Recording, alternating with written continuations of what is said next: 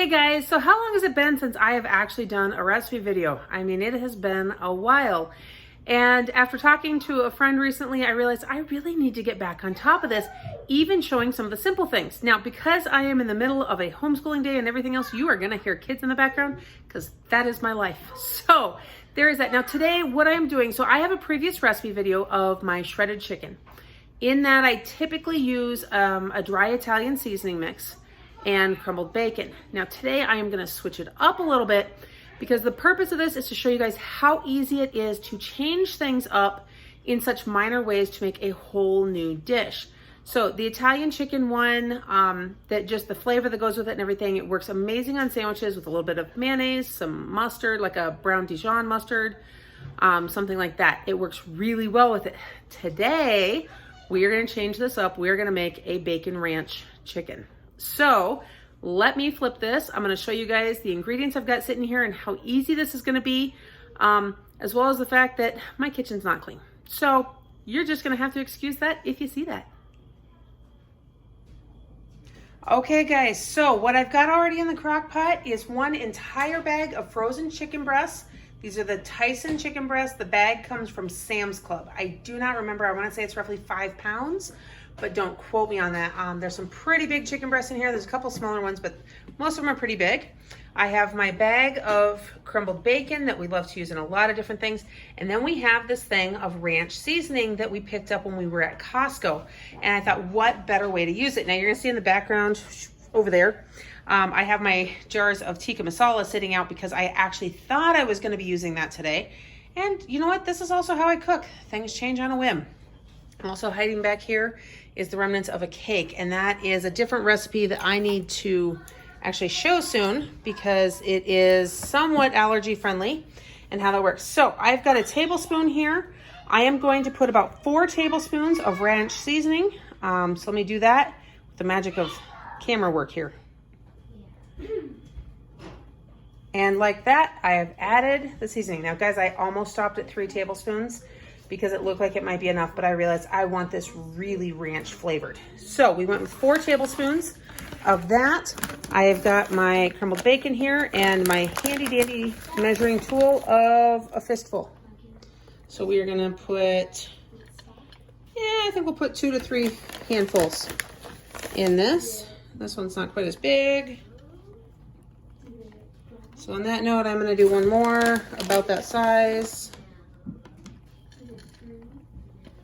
Okay, there it is. Now you guys will notice this is just frozen chicken breasts, dry seasoning, and bacon. Guess what? I'm not adding anything else to it. If you've not watched my other video, you may or may not realize that the amount of liquid and juices that are released from the chicken breasts when they're cooking is actually enough liquid in here. I do not need to add liquid when it is in the crock pot like this. Now, if it's in the Instant Pot, you always have to add liquid. So we're gonna turn this on. I'm gonna go ahead and kick this to high, and I'm gonna do 6 hours. The reason I do that is because I like to make sure that it's going to cook on high even longer than I anticipate, because it should be done in about 5, but we have had times where some of that chicken was too compacted in there and it was not fully cooked, so it needed that extra time. So I leave it up there just in case. We'll check it. We'll actually check it between 4 and 5 hours to move stuff around. Scoop out what I lovingly refer to as chicken goobers, and then see how much more it's gonna need. If it's gonna cook until the 5-hour mark or until that 6-hour mark is what's needed. So here is this. Let's do some more camera magic and see what it looks like here in just a little bit.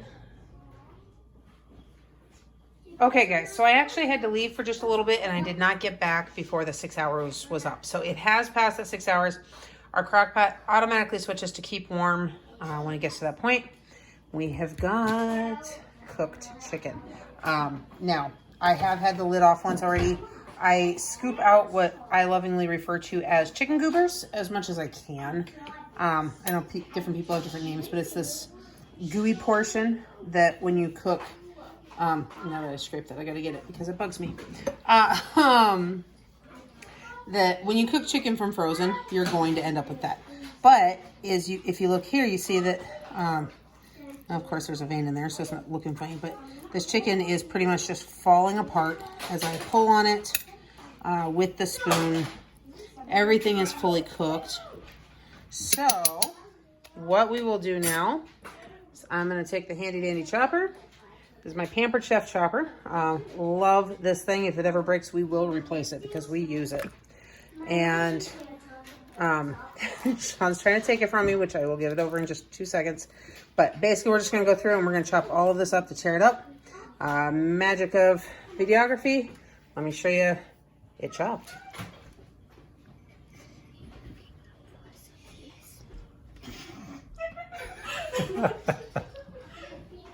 And like that, it's chopped. Ta-da! It's nice to have that extra set of hands. So, guys, I did not add any extra liquid to this. You can see what liquid there is in here. This is all just chicken juice, which means it gives it that much more flavor. You can use a slotted spoon to serve it to drain a little bit of that off if you don't want your bread or anything soaking it up. Now, this works great as kind of like a taco filling. You can put it in a tortilla shell with some shredded cheese, a little bit of lettuce. You can even top it with a drizzle of ranch dressing if you want to. Same thing on bread. Do it as a sandwich. Use a hoagie bun. Guys, your imagination is the limit. You could even just have a salad. Have a bacon ranch chicken salad. You could just put this over lettuce. Again, maybe some shredded cheese. Use ranch dressing if you want any additional dressing. And there it is. So guys, there it is. That is yet another shredded chicken recipe, just to kind of show the versatility of it and how you can change things up. So while we're having the same meal that we have on average, it doesn't taste the same. It changes it up, makes it a little bit different. So, I mean, a person could do this 2-3 times a month easily and have it be a little bit different every time. Make it more of a chipotle, spicy flavor one time. Make the ranch one time. Do an Italian one time. And then this usually makes a decent amount of leftovers, and those can be used for so many different things as well.